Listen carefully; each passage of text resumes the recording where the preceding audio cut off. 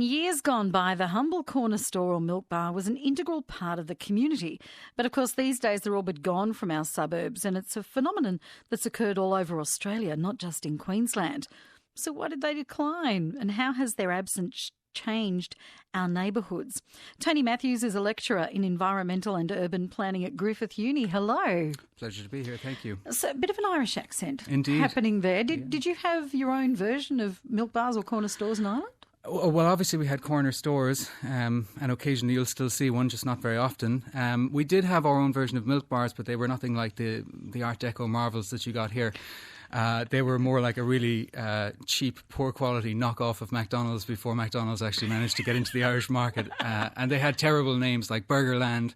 Burgerland was a big one, actually. Mm-hmm. I remember that from the 80s. And basketball was a big thing in Ireland at the 80s as well. That was another import. So Burgerland sponsored the basketball. It was like an American sort of circle. You know? So where would you go if you wanted to get, like, our corner stores were lollies and stuff as well. Where would you go for that?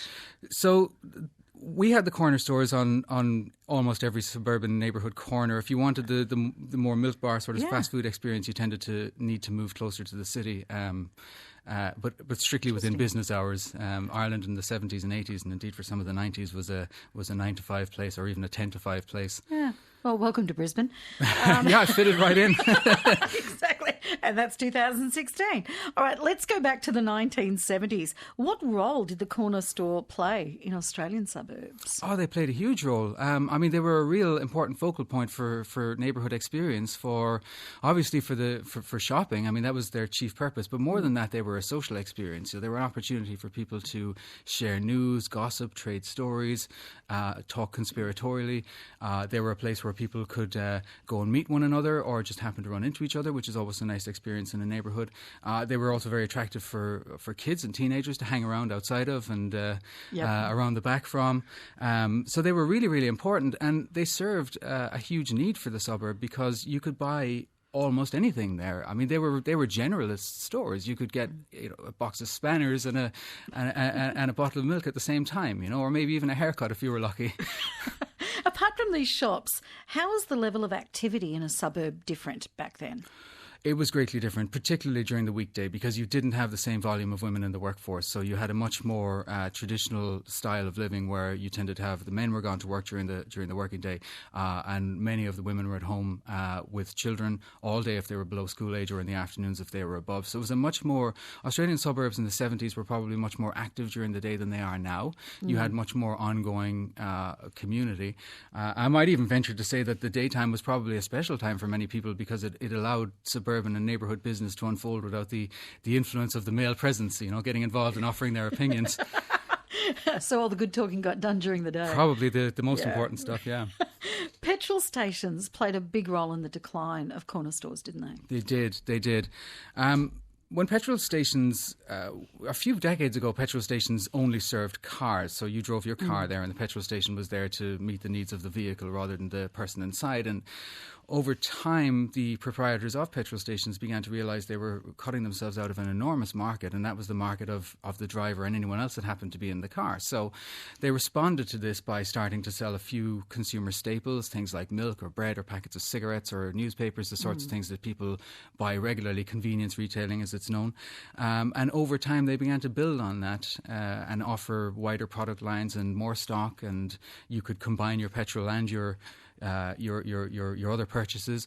And then what happened was the larger retailers and the bigger companies, they began to buy up the petrol stations, and so they brought to bear economies of scale. They had huge purchasing power, huge buying power. So what they were able to do was expand the product lines, expand the size of the stores, expand the concourse where the cars could stop and park, lower prices, and sort of bring a lot of things under one roof. And that was really harmful to the neighbourhood corner store. Yeah, they died. Because you'd just go to the servo would be where you'd get everything if you needed it on the way home, fill up, and there you go. There you were. Exactly. And of course we were also spending much more time in cars. We still are. So the convenience became almost irresistible. Yeah.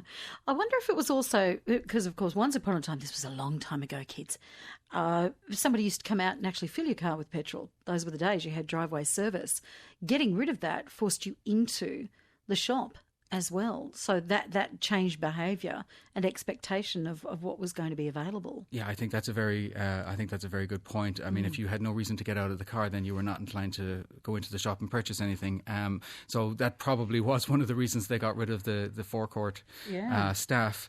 And it's probably one of the reasons that there's not a huge rollout of things like pay at the pump technologies, because again, if you just come in and buy your petrol and pay at the pump, you won't go into the store and buy all the other things that they'll make more money on. ABC Local Radio Queensland. Tony Matthews is a lecturer in environmental and urban planning at Griffith University. We're talking about the local milk bar, the corner store that we just don't see anymore, and how its absence has changed our neighbourhoods. So, I mean, it was the 1990s, the early 2000s, most of these stores had gone, Tony. So how did this then change our neighbourhoods? Well, they were falling off during the 80s and 90s for sure, and there was a continual decline even into this decade. There were 34% of the national corner stores, or the 34% of corner stores nationwide closed down during the 2 years between 2010 and 2012. So there's been a huge loss, and it's ongoing. It's had a number of implications for neighbourhoods. Obviously, it has taken away that place where social interaction can happen. That focal point, that place of convergence where people would go. That's gone, and it's taken with it a lot of the community capital that would have built around it. Now, there are other businesses and entities coming in to take up that space, but the corner store certainly gave up its ground in that regard. But their decline, again, was it was reflective of a change in consumption patterns and just in suburban living.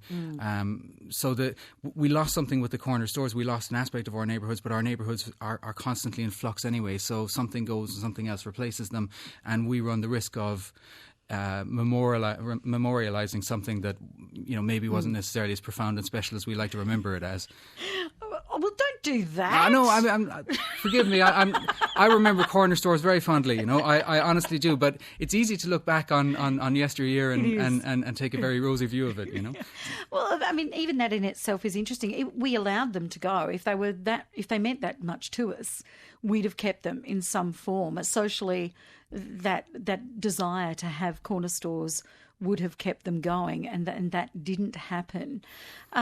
So do we wouldn't want them back, would we? It's not enough to. I mean, it's nice to have a look back today as we're doing, but it's not something that's coming back anytime soon.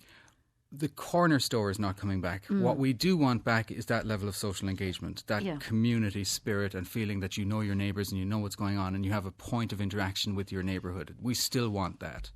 And we know that from experience and we know that from research. And if you look at the stunning growth, for example, in suburban coffee shops over the last couple of years in Brisbane, you can see that is coalescing again. That culture has come back. There's a new focal point for neighbourhoods now. And you drive past any coffee shop in suburban Brisbane tomorrow morning or Sunday morning and it will be busy. It will be busy with lots of people and lots of different types of people of different ages and different backgrounds and different aspirations, and they will be there mixing with one another, talking to one another, establishing their place in the neighbourhood, getting to know this business. So we still have the desire for the interaction. We're still social. We just don't necessarily want it through the corner store anymore. We're looking for a newer model. Our consumption expectations have changed.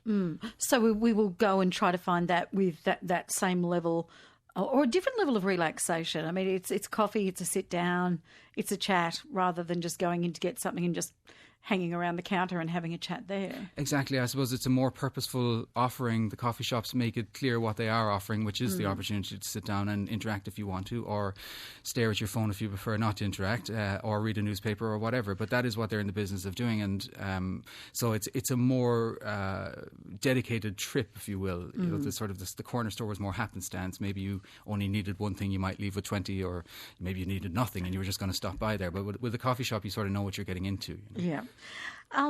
Is part of the decline of the corner store that they failed to adapt to changing times, or that they just couldn't? They couldn't compete, even financially, what it was going to cost, Coles or Woolies to put a loaf of bread in at a servo that they own, that the average corner store couldn't, match that $2. Yeah, Definitely price is part of it. The average family-run, family-owned corner store definitely can't compete with the big players on price. They just don't have the purchasing power. They don't have the economies of scale. But there were other things as well. I mean, there were things I've mentioned earlier, like increasing time in cars, more two-family or more households where you've everybody or all the adults are working, more women in the workforce. Changes in suburban design was another thing that started to impact on the corner store. So there were a lot of structural factors outside of price that they would really have struggled against, and some probably managed to struggle for longer than others. But my feeling is that there was a limit to their adaptive potential, and they've largely hit that now. There are still a few around. I think there's about 2,500 nationwide independently owned corner stores, but their annual turnovers are going way down. Yeah. Would it be possible to design a successful corner store now? A successful corner store is going to be a product of a successful neighbourhood. And that is something that we in the world of planning and property developers as well, and anyone else who's invested in the development or property or planning industry, is always after, what makes a successful suburb and how do we create that, and can we create that from a blank slate? And if we do, it should have all of these markers. It should have good social capital, it should have good walkability, it should have good open spaces and shaded spaces and sit-down spaces and all of the other things that people want in a neighbourhood. And I suspect if you provide them in the right location and then co-locate a corner shop with them, you might stand some chance of staying in business, but whether you'll make a lot of money is another question. So we want these neighbourhoods. We're to some degree trying to deliver them. Some neighbourhoods already have these features, but whether we could create the ideal circumstance for the corner shop to bloom again, I'm not sure. I don't think we could. I think a lot of it is also just down to changing expectations and patterns of consumption. People just don't use them the way they used to. Yeah. We also seem to have put all our houses in one area now in new development, and then within that there might be a shopping precinct, but it's certainly not just one little lone shop all by itself anymore. You wouldn't plan a community like that anymore. No, we're sort of seeing two types of new suburbs emerging. One is really, you'd probably in some respects struggle to call it a neighbourhood because it's just a large collection of houses, and neighbourhoods are more than houses. That you have other types of infrastructure and other types of activity there. But so these endless rows of houses, often on the edge of our cities, whether or not you'd classify them as neighbourhoods, I'm not sure. The other thing that we're doing is we're increasingly seeing master plan communities which are trying to create retail spaces which are more central to the neighbourhood experience and the suburban experience, and then trying to create walking paths and cycling paths and things like that to draw people in. And that's in some respects, a much more laudable approach. But again, it suffers from the fact that people generally aren't home between Monday and Friday. And then when they are home, or they're available to be home on the weekend, they have so many other competing time demands and things that they need to get done. So oftentimes, again, you'll suffer because of that. And that's down to people's behaviour rather than design. So it's a really tricky one. Yeah. Tony Matthews, it's been great having a chat with you. Thank you. Thank you. Tony Matthews, lecturer in environmental and urban planning at Griffith University.